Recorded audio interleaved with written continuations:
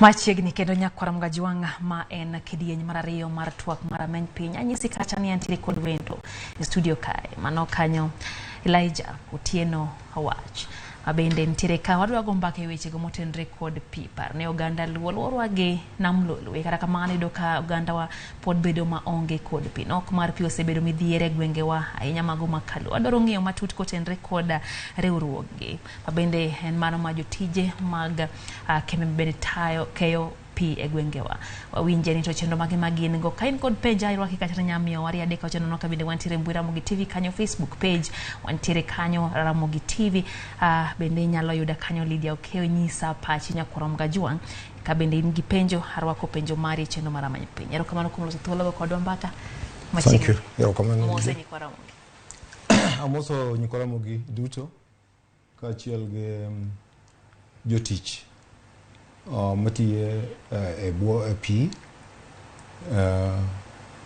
Kenya duto ka 47 counties gite nyinga ena Elijah Awach an jagoro motelo ne riwruok mar jotich ma keyo pi both 47 counties before ka chakre higa mar alufo kapok ochopo 2022 migawo mar chiwo pi nitimo gi sirkal mar local government, municipalities and county councils. But then kochopo higa mar 2022 through act of parliament nogol wach pi mokete odok e kembe miluongo ni semi-autonomous government agencies saka koro all municipalities gi county councils kembe mang'eny mano wuok e iye ma siche sama wuoyo ni wan gi kembe madhi 110 to e bende e ministry maduong' mar pi kidhi nyaka piny nitie various stakeholders ma omi migepe mopogore opogore kaka onego chiw weche mag pi but jok matimo tijegi gin jotich gin wan an e jatendgi omiyo mokwongo agoni gero kamano sama kama gibede gineno wach sechegi nikech ka ok gin magiyiero do kabedo ka Elijah mor ni ne jatendgi kendo aparo ni wantiere gi wendo makare wendo makoro nitiere thuolo makare mar nyisowa kendo fuonwa weche motenre kod wechegi mag pi winjo kiwacho ni untiere kod telo mar ariye untiere kod jogo miluongo ni stakeholders untiere kod wacho ni jotelo gin kembe moyo 110 wan gi kembe 110 kembe gi duto te wantiere go to pod yudo koganda bedo ni onge kod pi kembe gi tiyo ne ng'ageni ma ipenjo maber sana Lydia. Tabu ma wan godo kuom wach pi en midhiero maduong' sana. Taparo ni en nyawo mar piny. Kichake sirkal maduong' kendo kiduogo piny. Nikech olit kiwache kech kachako kata gi an owuon kamae sani to an jagoro mar jogi. Uonge pi. Waonge pi, ok ni waonge pi, kata pi mowuok e aora. King'iyo wige ariyo mokalo, kineno kichako gi dala neno kidhi e piny mar Homa Bay County, kamoro ni Kobuya Kobala, mane kamae particularly. Maseche mawuoye ni nitie Kobuya Kobala ndo sodo. Awuoyo seche mine awuoyo ni nitie jok manie skul. Ma pi ogolo, oriembogi kama ginyalo dak e onge. Niso ni mano jok madak ngima ma ok ber machalo mar winyo nikech ok onyal dak permanently kanyo ng'eyo ni saa asaya ma pi obiro to obiro wuok gima onyalo chamo onge gigi duto mantie kanyo osekethore en midhiero maduong' miwuoro to gi wan kaka jotich aparo ni sirkal pok okawo thuolo makende mondo obet kodwa one on one mondo ng'eni jotich kwanza jotich matiyo makonyo weche mag pi chalo nade nikech kaparo kata sama ne tuo mar corona no obiro malich moyuko piny mangima tapani component maduong' ahinya mane kung'e tiyogo ni wacho ni pi luok lweti omiyo ni kuonde mang'eny kata mane wachiwo pi ma miluoko lweti onge to pi miluoko lweti onge to kata jotich mane tiyo temo matek ni mondo pi ochop ne ji. Ok aneno ka ne sirkal oparo kata wachno kaka ni wan essential service workers monego bed be mi kata protective equipment ne ok wabedo categorized anywhere to being ni pi en gima very important ne ok ne wajali nikech pi en gima ok onego wache debate en ngima onge gimoro amora matimore obedo connected gi pi kata obed na construction kata gima nade pi is a must. To lit sana ko iga kuma paro ni Kenya yude uhuru nyaka sani higni 60 pod inyalo yudo ni pi mimodho kata kineno kata ne wang' TV pod ineno ka iwacho ni pi mimodho pod a problem. Mangiso ni sirkal iwacho these policies to gena gino ketgi on paper lakini practically ok time oonge nikech wan kaka players nikech nitie many stakeholders right here nikech sheria manyien mano ka Water Act 202 to chako dugo kel machielo ma waparo ni koro duong' ahinya 2016 Water Act 2016 okelo many almost 14 bodies mopogore ma mako magi ma to cheko ma mondo mi ji ochope e geno kata lek miwacho ni bae higa 2030 ji te oseyudo pi mondo be odi to ka gi pacha to kad pach jowa duto matimo tich mar pi waneno ka en geno ma ok nyal chopo. Elijah kaune jotije mag pi geno jopiny nitiere kuomo waneno ka lakteche riwruok mar lakteche kantiere kod ng'ikruok gi jowuok oko kendo gigo koko giwacho ni nitiere lokruoge ma gidwaro mondo otim e sekta mar thieth. Pok nawinjo ka jotije mag pi wuok oko mar nyise sirikal nikech iwacho ni nitiere weche mosebedo kuchwalo to sirikal chal ka gima weche gigore Luanda ok chopnegi yo makare kendo onge gima gitimoe. Ang'o mutimo maneno ni duondu owinji e lo jopiny kaka jotelo go mabende koro nitiere thuolo mag sekta mar pi? Lydia mano penjo ma wonderful kendo bendi. Koko marwa pi en ngima kendo pi en wach malich miwuoro. To ka wacho ni gipi ma ne pi pi en kidhi national government en function mobedo shared. National government okawo part machielo to county government boko okawo part machielo. And gikawo in a way ni king'iyo katiba wato yudo ni pi en gima onego bed nobedo devolved completely or the county government. To bende king'iyo the chere ma jo Kenya chik 43 wacho ni pi en right and basic right margin nikech mo en tich sirkal mondo mi ni ji oyudo pi maler mimodho kaachiel kod sanitation. Pok wago koko kwa wuok oko nikech wang'e ni pi en gima muhimu ma very important. To kembe wa 110 kaka watimo winjruok emiyogi kata mshahara watimo gi achiel kachiel from kambi to kambi.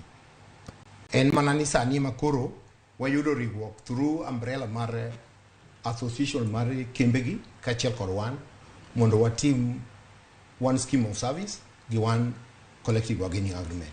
To wan be ok wagombi nikech kapo ni wanyalo wuok oko wan jopi ni wadhi e mgomo kata mana ndalo achiel nikech chudo to pod ok ber ma ok nyalo wacho no chulo maber.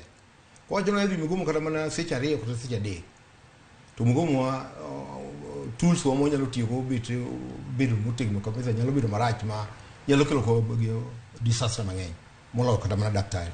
But ok feel ni onwa chopo kae. To kopo ni ukawo mana seche 2 go kata mana ndalo 2 to golo go duondu motegno kae to koro ma odhi okelo lemo nyago lemo kuom thuolo malach. Iparo ni mano dong nyalo kelo konyruok molo ka koro linga to pod nitiere kuonde ma onge pi. Aneno ka oganda kata Uyoma giwacho kanyo ni Uyoma isigi ng'ado ne gi ng'ada pi kidhi Siaya pi ng'ado be to koro iwacho kanyo ni gine dho nam to kendo pi ni onge.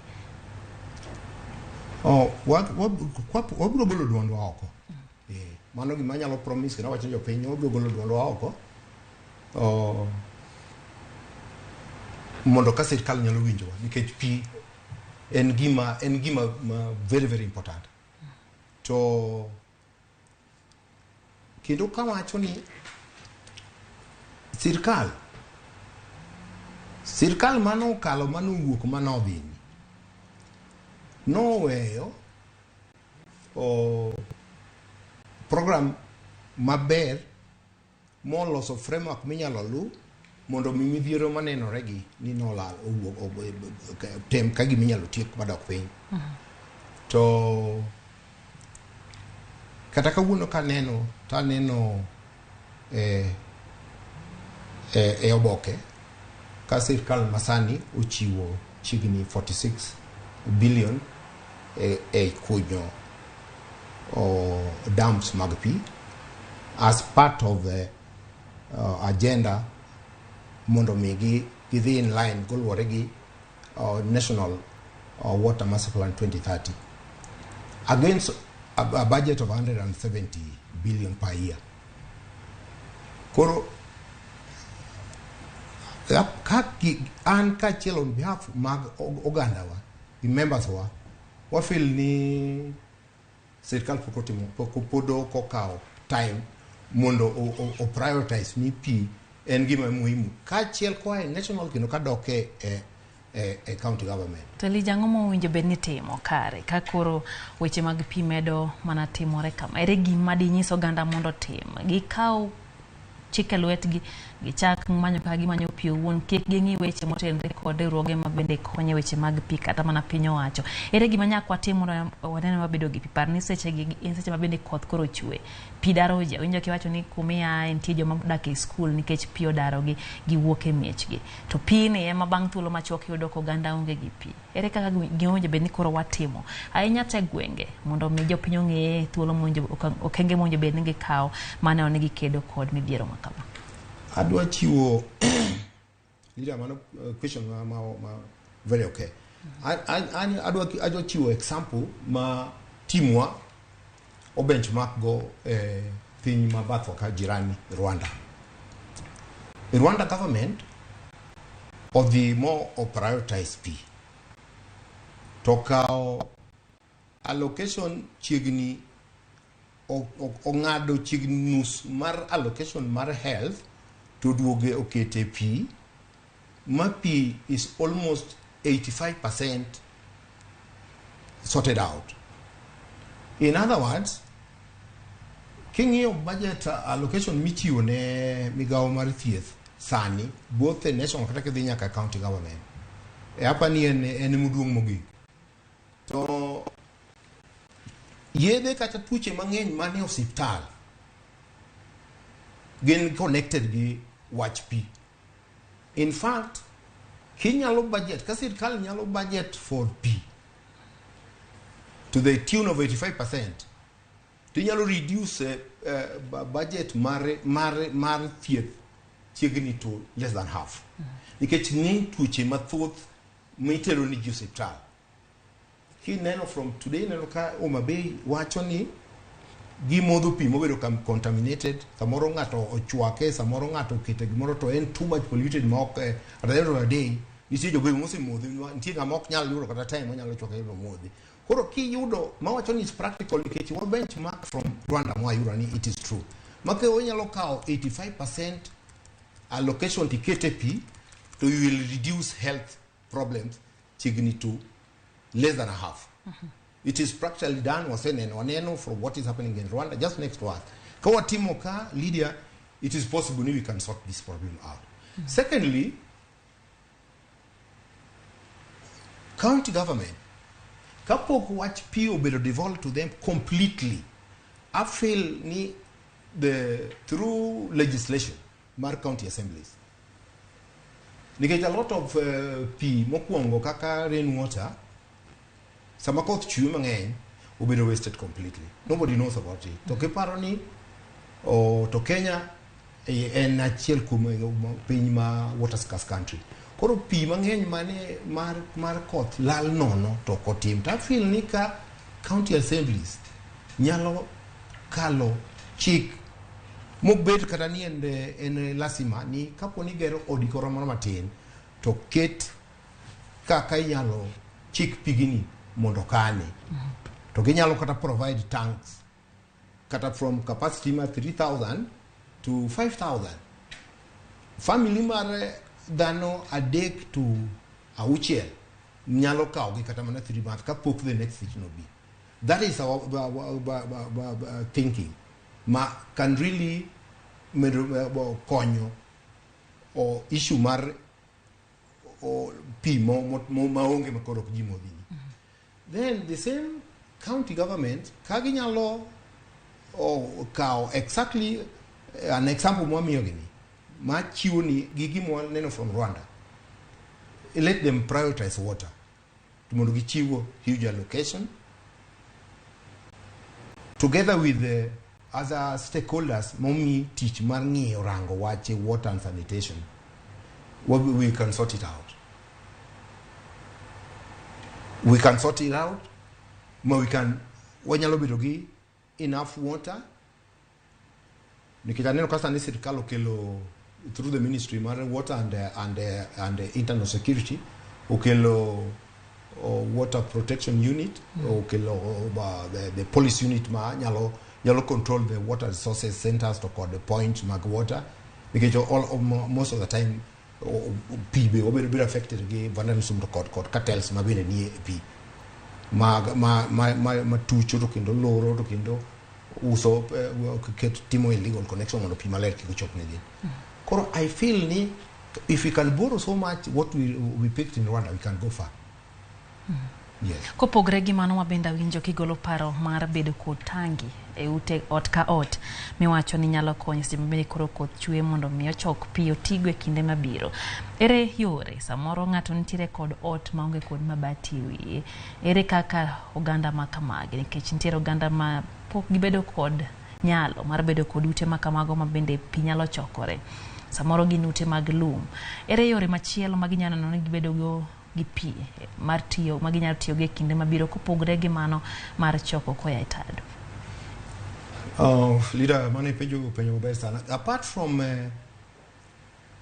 kaponi a county assemblies nyalo kalo legislation mondo o pi kiko bedo wasted mondo bed mandatory ni nyalo bedo harvested so long as the counties can be able to konyo o oganda mapiny nikech level mar poverty ni malo. I feel ni kaka nyalo provide tanks to that capacity 3 to 5,000. To jowa nyatimo samoro gisegoyo dhog gi ma county government kake wacho no kata mana sirikal mamalo duto duondgi okwinji to gintiere mier kuonde ka ng'oma nya gitim kaka jomodak kumoro mondo megine ni gibedo gi pie kinde mabiro. Ipenjo maber Lydia. Apart from county government okokao as a priority watch pi. Nikech pi engima madhano. I believe ni each county government among the allocation of the priority projects magenda take within the county government. Pi is not a priority, then because blame game ni mind function man national government, this is function mare county government should not arise. Through community-based organization, kadamana families apart. Mano our opinion. Ni kata families apart can organize mondo obedgi either one of tank ma capacity manyalo romo gi for modho for a period ma koth ochwe mola nikech ng'eny koth mochwe lal ko yudre atol. Mano koya e tado. Koya e tado. Ta penji ni jok mane gi ute mar glum gitim nang'o. Joma nigi ute mag lum nitie waparo ni drilling of boreholes. Drilling of boreholes a capacity manyalo serve kata family madhi 100. A standard borehole manyalo serve between a family of 100 to 200. Ka or county government or privatize. And Mano also calls for ward rep, the member of county assembly, the MCS. Aparakai they need a collaboration between the national government and the county government, and particularly through the creation of this ward fund. I believe ni keto a borehole manyalo serve about 100 to 200 to 300 can nyalo sort out this problem through county government. Yes. Kawa weyo mago mtenge winjo kiwacho ni nyalo kunyo bugni kendo jok mantiere kod ute mantiere kod mabati koro nyaka koro man kaka keto tangi kamoro wanyalo konyo. Iwacho ni tenda riwruok mar jotije make pi untiere counties 40 kod 7 dute pacho kae. Nyiswa ni to bende chal mar pi, nok mar pi, onge mar pi e counties moko bende chal gi Makaluo, so en mana gwenge Makaluo mar tabu ne kende. Oganda moko kaka Nyeri gine kocha gine wigot iparo nade gin be gi chando pi so ganda wa kende ma chando pi to wantie alora mar Lake Victoria. Leader wijo kipenyo maber pinywa mar Kaluo aparo ni nitie nyao moro mosebedo kuom wach therapy machop to the doorstep mag consumers. Tabu ni kanye? Kama tabu nitie okowuok kuom jotich taparo ni the setup nikech most of kembe ma kworo pi gibedo owned kod county government 100%. Kiyudo alwora mar Kisumu wan gi kambi mar Kiwasko ma 100% owned by county government of Kisumu. To piping kata water infrastructure from the time mano ketigi apani gende isa apani kembe agitiyo gi piping mano tim many years back, but apani yino sibi enyao mare sirkal mapiny manka nikech ok nok mar pi keche pi ke kao example kaka Kiwasko manigi o connect pi from Lake Victoria to kendo tap pi from Nandi Hills to gi area ne motime distribution mar pi or to some extent to the percentage actually at least 85, what is in above 65%. To other areas kembe kaka area one kama 14 makoka team bedo duano be expanded or the production gi por ni pi omionya wacho ni nyao mare the county government mondo or provide enough money for production and expansion mondo pio chuf machigni kama idware to en kamano the same to our county no Homa Bay and the same to county Migori because source of P or kwano the problem one gi enough P to capacity mare sambasa kito pigni mondo chopneji that is a problem. Ma bene chal mar weche counties amoko kiweyo mago makaluo gin gidhi nade nyiswa miwa picha mar counties mago ahinya mago machalo kaka Nakuru, mago machalo kaka counties manyeri. Ere kaka picha margi chalo kotende gi weche mag pi gimbe gintiere kod midhiero makamagi? Oh, Lida, that's a good question. What I'm saying, actually, counties ma beto se chopo malo, example maber manyalo wacho en Nyeri County. Negi kamba chiel ma ke check of performance after every year, so you look at work number 1. To source mare mar pi ok di so much no ngeny wa nya lakini support apparently from the time when we formed the county government is a little bit super because kata mana a capital city kama watieka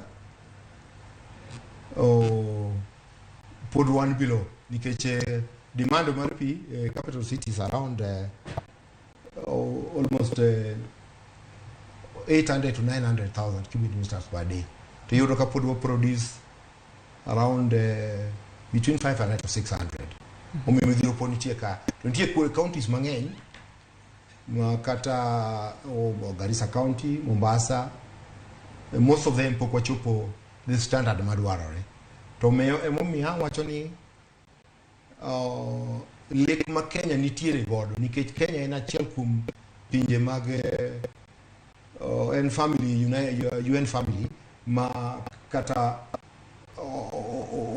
ke winjore ni mokalo ni kachopo higa 2030 onego bed ni wan gi pi duto te onge ngama ni onge pi maler minyalo both kod sanitation. Omiyo midhiero mine moneno e pinywa mar Nyanza ki range maber tineno ka chigni okwako Kenya nikech nyalo dhi kata mana Kwale kata Mombasa o kata northeastern kata eastern province o poko chope kiwango maber. Yes. Nyiswa bende ni na kwano wamenyo sigana mar county ma Homa Bay e wechego motenre kod pi no eno kanyo ka Homa Wasco mano bad migao no mabende koro temo KOP kambi ma KOP county ma Homa Bay giwa kanyo nitiere kembe malosa apeyini kata nderni mabende koro deto tucho dundu kata ketho dundu. Adwar na yudi e pachi ni wuon kaka jatelo e wechego kata jatelo ne jogo mabende tie kembe ma KOP. Iparo be nitiere tudruok e yo makare be gitiyo kanyakla mana ne seche mabende jogo malosa payo chomo kama gilosa paya gitude gi jogo mabende tiyo gi weche mag pi ging'eni ka to dundu okadhe mondo giwerego koso ng'ano chupa to timo kaka otime moketho to ganda ema hinyore. Leader, aparo ni pacho ganda wa onego ochak lokore ka ber mar pi keche kidwa ni mondo loko timre ti lokruok chakore kod yuo nikech gima ditimre ka onge pi onge gima inyalo pim godo. Omiyo kata ng'ama ma dhi apaya to dhi kata gitinga kopuro to kendo ketho odundu mokete makeo pi en gima dhano. Homa Wasco en kambi manyien to kendo pod tin mawagombo ni with the support from stakeholders and the government of County of Homa Bay nyalo support mondo o expand mondo o increase production mondo nikech Homa Wasco okava kamati sani among medium and small. Mi paro ni gitiyo kanyakla ikema losa peyini mondo mi ging'eni kato piyo kadhe mondo mi wadonje koso kambi ka kambi jog malosa peyini tiyo mana yorgi to bende nitie dwaro mondo mi gibi kanyakla giti mar mondo mi kik gi tucho dundu sema bende koro gilosa paya. Mi paro ni gitiyo kanyakla kako winjore. Ok giti kanyakla nikech afil ni loso apaya en o tich mowuok e county government ma nitie waziri mochung' ne that department. Sama itimo improvement katigero barabara manyien, aparo ni as a policy sirkal mar county Homa Bay ong'eyo. To waziri mochung' ne pi ong'eyo distribution ma kaparo ni ka ok en coordinated to the extent nikech tich mitiyo itimo on behalf of the county government. Maka pe inyalo dhi ma tinga muk odundu manoseketi ma miyo chwe ma pi ng'adre en midhiro miwuoro. Nikech I feel ni onego bed ni gi-coordinate together. Nikech giduto to giwuok e the same government. Maka onge onge coordination ma properly en gima highly regrettable ok ober rach miwuoro. To be nitie chenro ma bende utayo e gwenge mago mag puonjo oganda yore mowinjo bed ni gichoko go pi iluongo ni water harvesting plants. Be nitiere thuolo mukawo mar nyiso ogandawa ni ka koth ochwe kama to kunyuru kama, to ka koth chwe to chikuru kama, keturu kama. Be nitiere chenro moro amora ma untiere go mar nyiso oganda mondo mi ging'e ka ginyalo kano pi kwatieko? Wan kaka riwruok mar jotich mag pi wan gi programs mang'eny madhi up to the machopo e piny mogik nyaka ward. Awareness gi ber pi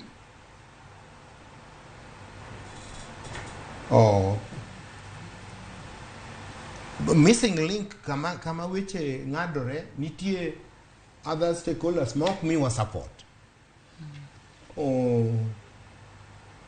Kineno kuom chik, kuom sheria, wan gi an example kaka NEMA ma onego bed ni wa coordinate go together.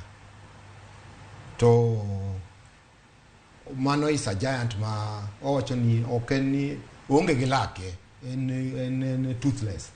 En gi nying tu ni NEMA.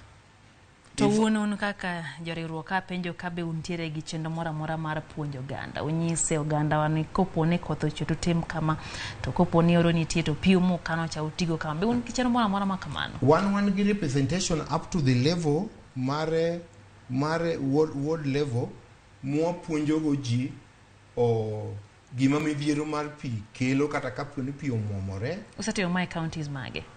Wan gi detailed program particularly from color set up the structure marwa mar leadership mag jotich. Nikech jotich a branch kak branch wan gi representative to nitie jomoa up to the village level. Koro ka nitie workshop kata seminar what wach machup up to the level ma ji nitiere ma ji winje kendo wa make sure ni this ng'amo participate mondo winj wachwa ni to wache pi ire rit nang'o to midhiero manyatim nang'o. Workshop go useloso koso podi? Wase one detailed program kechwa ka en gima nitie chenro wa nikech calendar of events ma every year cover a detailed program ma run from January to December. Koro igani di puonjo ganda karang'o mondo giikre? Igani gimondo puonjo program mondo run before kapok wa end the year. En achiel kuomgi en encourage joma youth to kod joma mine mondo okaw the role, particularly in running the water affairs, because in the past it has not been there. In fact, we encourage ladies to be at the forefront, both in governance and technical part on kaka weche mag pio onego tim. Jatelo ng'ato nyalo penjo ni to mine samoro ok nya bedo go teku mar kunyo yao. Ang'o miwe jodongo chien gi kijende? Mine bedo nade mbele? Reka ginyalo dhi mage kunye uni machok pi. Waketo both wakao youth ma women, but on governance structure waketo mine. On kitend mine thoro bedo maber. Of course, tend mine thoro bedo maber. And particularly why this program is supposed to waketo ni mondo mi run because Kenya no participate 2022 last year ne wan gi the 9th World Water Forum. Erokamano kwa chiko. Kenya no bedi to kane resolution mano kale ne idwaro ni to bende en adier wadhi chopo 2030 bijidhiru pia adier wate. Erokamano. Kwa mga juang mano kanyo Elijah Otieno awach mano kanyo jagoro mare ruoge mag jotich kembe ma bende keyo pia gwenge wanya kwa mga juang winjo gi iti ntiere chenro ma iketo makare gibiro chope gwenge mondo migi puonjwa to kapoko chopo mondo puonjwa ngene ka kotho chwe yudo kake nyalo choke witati kanyo kata dok nyal choke nya kwa mga juang kunye kumoro kaka Uganda uriuru lwetu nikech sechege yuja wacho ni inyalo go duondi ne pinyo wacho to pinyo wacho kiko chomo wengene kuonde modhuro konyeuru kaka Uganda mondo bione kunyo kumoro manya konyo e kinde mabiro rit masani mane en rameny pinyinga Lydia Okeo.